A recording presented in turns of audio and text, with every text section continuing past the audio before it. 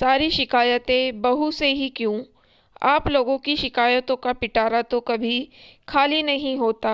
कभी आप लोगों ने सोचा है कि मुझे भी आप सबसे कुछ शिकायतें होंगी? अगर मैं कुछ नहीं कहती तो इसका मतलब यह तो नहीं कि आप सब परफेक्ट हो। इतने दिनों से नंदिनी के दिल में भरा आक्रोश आज फूट ही गया। लो, अब ये हमारी शिकायतें बताएगी। जो खुद शिकायतों का टोकरा बनकर चलती हो, वो हमें बनाएगी कि हमने क्या गलती की है। सास निरुपमा जी बोली। हाँ नंदिनी, बताओ तो सही कि कौन सी शिकायतें हैं तुम्हें मेरी माँ से? पति सर्वेश ने पूछा। क्यों सर्वेश, भूल गए आप भी? जब हमारी लव मैरिज हुई थी तो घर में कितना हंगामा हुआ था। मानती हूँ लव मैरिज को स्वीकार करना माँ बाप के लिए आसान नहीं होता, लेकिन जब 2 साल बाद नीरू दीदी ने नंदोई जी से मिलवाया तब मम्मी जी ने कह दिया कि आजकल तो बच्चे खुद ही जीवन साथी पसंद कर लेते हैं। अच्छा है हमें लड़का नहीं ढूंढना पड़ा। तब तो बात कह गई कि लड़की ने अच्छे भले लड़के को फंसा लिया है। जब मेरे पापा ने दहेज देने से मना किया तो मम्मी जी ने खूब ताने दिए और नीरू दीदी की शादी में यह कह दिया कि लव मैरिज में दहेज नहीं दिया जाता। पिछले 10 सालों से मुझे बात बात पर ताने दिए जाते हैं। मैं एक दिन को भी बीमार नहीं पड़ सकती। मुझे कहा जाता है कि नीरू से कुछ सीख, कैसे अपने घर को मैनेज करती है। घर भी साफ रहता है। अरे जो महीने में 15 दिन आकर मायके में रहेगी, मायके में ही खाना पीना होगा तो उसका घर तो साफ सुथरा रहेगा। रहा सहा नीरू दीदी की सास, उनको घर के कामों में सहयोग करती है। मुझे घर के कामों में कौन सहयोग करता है? उस पर छोटे बच्चे को भी संभालना और आए दिन ननद नंदोई की खातिरदारी भी अकेले ही करती हूँ, जिसमें कि मुझे साफ कहा रखा है कि उसमें कोई कमी नहीं होनी चाहिए। उस समय कौन मेरा हाथ बटाता है?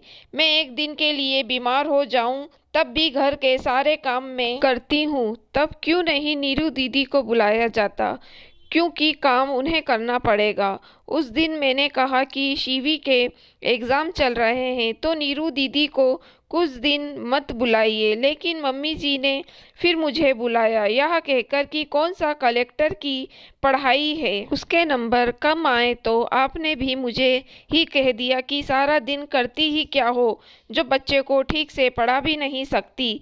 कल मेरी तबीयत खराब थी। मम्मी जी ने नीरू दीदी को खाने का न्योता दे दिया। मैंने कहा कि मम्मी मेरी तबीयत ठीक नहीं है तो मैं ज़्यादा कुछ नहीं बना पाऊंगी। इस पर मम्मी जी ने कह दिया कि दामाद के सामने एक सब्जी अच्छी नहीं लगती, कुछ देर आराम कर लेना। आज मैं अपनी सहेली के घर जा रही हूँ तो मम्मी जी बोली कि जब तुम्हारी तबीयत ठीक नहीं है तो तुम बाहर कैसे जाओगी? जब मैं तबीयत खराब में घर के सारे काम कर सकती हूँ तो अपना मन बहलाने के लिए थोड़ी देर घर से बाहर क्यों नहीं जा सकती? मम्मी जी का ताना हमेशा यही रहता है कि हमें देखो हम अपने दामाद की कितनी खातिर करते हैं और तुम्हारी मम्मी कभी नहीं बुलाती। सर्वेश, मेरी मम्मी का भी मन करता है कि अपनी बेटी दामाद उनसे मिलने आए, उनके हाथ का खाना खाए, लेकिन जब भी मम्मी फ़ोन करके हमें बुलाती है तो मम्मी जी हमें जाने से मना कर देती है। हाँ, इनको भी ले जाओ तो ठीक है, क्या ये दीदी की सास को बुलाती हैं? तब माँ बेटी को अलग में बात करनी होती है। बस यही शिकायत है मेरी जो मैंने आज तक नहीं कही, लेकिन मम्मी जी की शिकायत कभी ख़त्म नहीं होती, इसलिए आज मुझे ये सब कहना पड़ा। कहते हुए नंदिनी रोने लगी। मम्मी, नंदिनी सही कह रही है। मैं भी कुछ दिनों से वैसे बात करने वाला था। नीरू का इतना मायके आना ठीक नहीं। अब से जितनी बार नीरू मायके आएगी, नंदिनी भी अगले दिन अपने मायके जाएगी। आप नीरू और मेरी ज़िंदगी में भेदभाव करके हमारी ज़िंदगी मत उजाड़ो। आज तो नंदिनी ने ये सब आराम से कहा।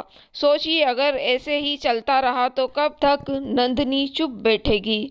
और नंदिनी, आज तुम्हें जहाँ जाना है जाओ, कल हम तुम्हारे मायके चलेंगे।